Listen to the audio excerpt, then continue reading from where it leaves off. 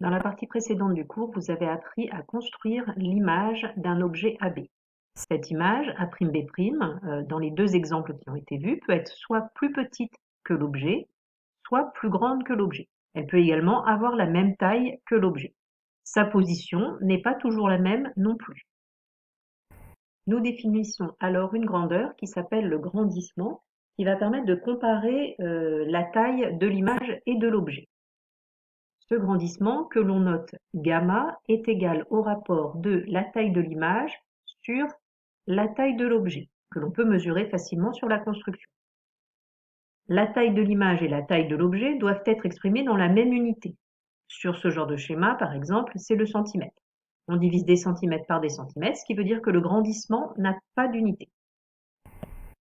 Sur ce schéma qui indique les différentes mesures qui peuvent être effectuées, on peut appliquer le théorème de Thalès. Notre rapport A'B' sur AB, c'est-à-dire taille de l'image B' sur taille de l'objet AB, peut aussi, d'après Thalès, être exprimé comme le rapport entre la distance OA' sur la distance OA. Ou encore, si on veut appliquer mathématiquement ce théorème, le rapport entre OB' et OB. Nous allons surtout nous intéresser à OA' sur OA, puisque ce OA' et OA permettent d'indiquer la position de l'objet et de l'image par rapport au centre optique, donc par rapport à la lentille. Le grandissement est ainsi défini comme le rapport entre la distance entre l'image et la lentille sur la distance entre l'objet et la lentille, mesures qui peuvent être effectuées également sur la construction. Intéressons-nous maintenant aux différentes valeurs possibles pour gamma. Si nous avons une image qui fait la même taille que l'objet, ça signifie que AB, la distance AB, va être égale à la distance A'B'.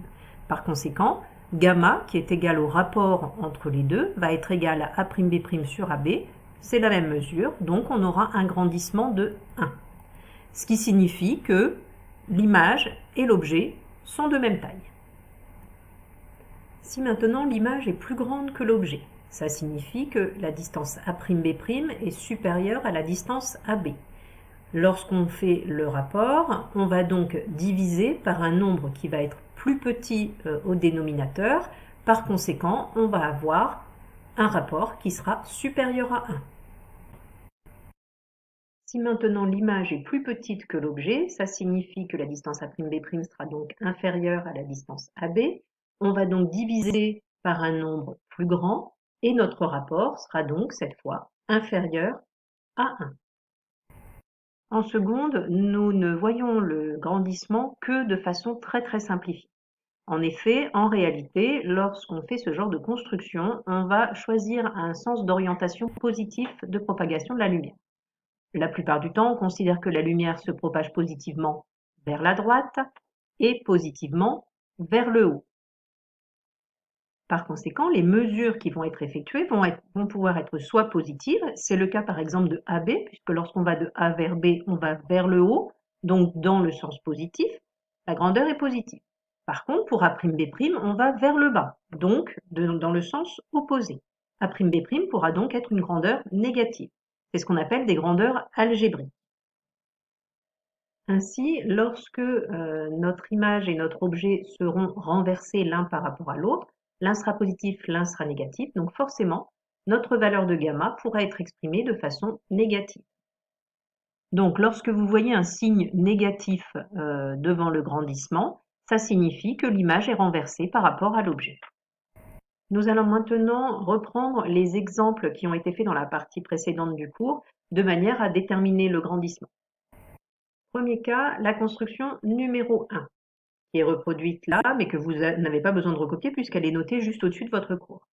Il faut tout d'abord prédire si le grandissement sera égal, supérieur ou inférieur à 1. Pour le savoir, il suffit de regarder l'objet et l'image. On constate ici que l'image est plus petite. Par conséquent, ça veut dire que la valeur du grandissement sera plus petite que 1. Pour cette construction, on vous demande de mesurer les distances OA' et OA pour pouvoir calculer le grandissement. Donc, utilisez la formule qui fait intervenir ces distances-là. OA', si on mesure, on est à 1, 2, 3, 4 cm et demi. Pour OA, on vous avait annoncé une distance de 9 cm. Lorsqu'on applique la formule du grandissement, on va donc prendre OA' sur OA 4,5 cm, OA 9 cm, on arrive à une valeur de 0,5, pour laquelle on ne met pas d'unité. On a bien un grandissement qui est, comme nous l'avions prédit juste au-dessus, inférieur à 1, sachant que ici, vous auriez très bien pu mettre un signe moins pour signifier le fait que l'image est renversée par rapport à l'objet. Pour l'instant, en seconde, je n'insiste pas trop sur ce signe. Je veux juste que vous ne soyez pas surpris si vous le voyez et que vous sachiez l'interpréter. Connaissant le grandissement, il faut en déduire la taille de l'image, c'est-à-dire qu'on va faire appel à l'autre formule. Le grandissement est égal au rapport entre la taille de l'image sur la taille de l'objet. Ce grandissement, on sait que sa valeur est de 0,5.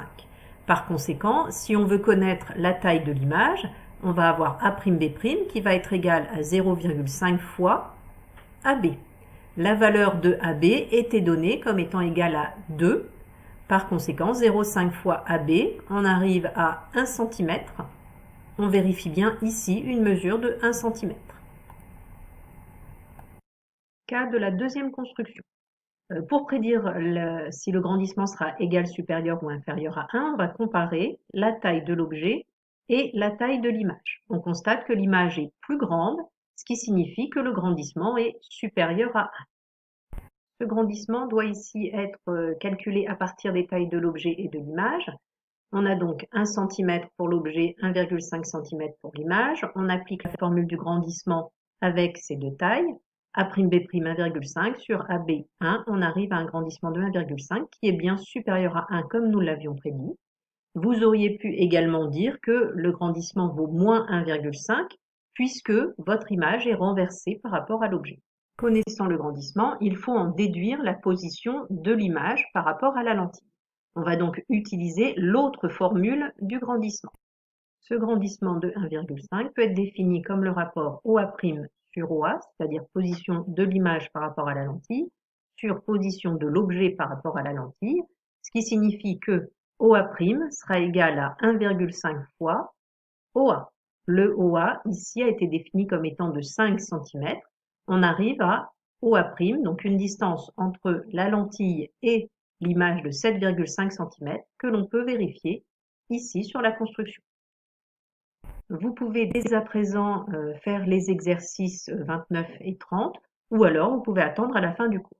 Cette capsule est terminée, la suite du cours se fera avec une nouvelle capsule.